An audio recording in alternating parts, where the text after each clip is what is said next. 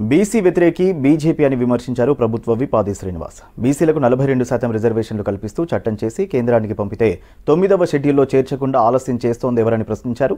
BJP ఎంపీలు ఇష్టం వచ్చినట్లు మాట్లాడడం సరికాదన్నారు. బీసీలపై కపట ప్రేమను బీజేపీ ప్రదర్శిస్తోందన్నారు. బీసీ బిడ్డ తెలంగాణ కాంగ్రెస్ అధ్యక్షుడిగా ఉన్నారని, బీజేపీ అధ్యక్షుడు ఎవరో ప్రజలకు తెలుసన్నారు ఆది శ్రీనివాస్.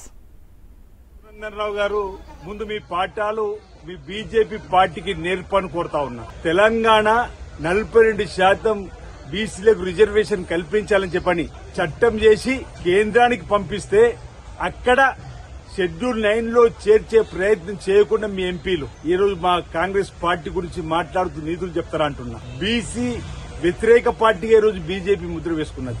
ఈరోజు మీరు 2018 పంచాయత్ చట్టాన్ని సవరిస్తూ ఆర్డినెన్స్ చేస్తే దానికి ఆమోదం పొందేసే క్రమంలో మీ సహకారం అందది.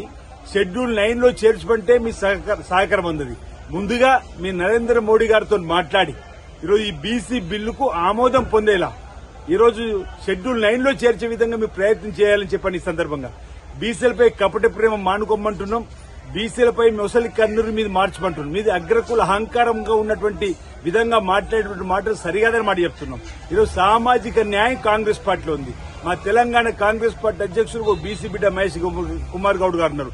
మీ బీజేపీకి తెలంగాణకి ఎవరు అధ్యక్షుడు ఒకసారి ఆలోచన చేయండి. ఈరోజు మైనార్టీ అయినటువంటి మన్మోహన్ సింగ్ గారిని 10 సంవత్సరాలు కాంగ్రెస్ పార్టీ దేశానికి ప్రధానమంత్రి చేసినటువంటి సందర్భం ఈరోజు కాంగ్రెస్ పార్టీతో సాధ్యం. బీసీల అభ్యున్నతి కోసం మా రాహుల్ గాంధీ గారు భారత్ జోడోలో ఏదైతే నిర్ణయం తీసుకున్నాడో దానికి అనుగుణంగా స్వతహాగా బీసీ బిడ్డ కాకున్నప్పటికీ రేవంత్ రెడ్డి గారు ఈ రోజు బీసీల కులగాన్ని జరిపి 56% ఉందని తేలిన తర్వాత 42% రాజకీయ, విద్య, ఉద్యోగాల్లో స్థానిక సంస్థల్లో ఈ రోజు ముందుకు పోవడం కోసం ప్రయత్నం చేస్తుంటే మీరు సహకరించాల్సింది పోయి ఈ రోజు మమ్మల్ని విమర్శించడం మానుకోవాల్సింది కోరుతా ఉన్నా. ఇప్పటికీ మీకు చిత్తశుద్ధి ఉంటే మా చిత్తశుద్ధిని మీరు శంకించాల్సిన అవసరం లేదు. భారతీయ జనతా పార్టీ కులగాన్ని జరిపినాం. రాష్ట్ర శాసనసభలో 42% విద్య, ఉద్యోగాలతో పాటు రాజకీయంగా స్థానిక సంస్థలు ఇవ్వాలని చెప్పని బిల్లును ఆమోదింపజేసి మీ కేంద్రానికి పంపించినాం.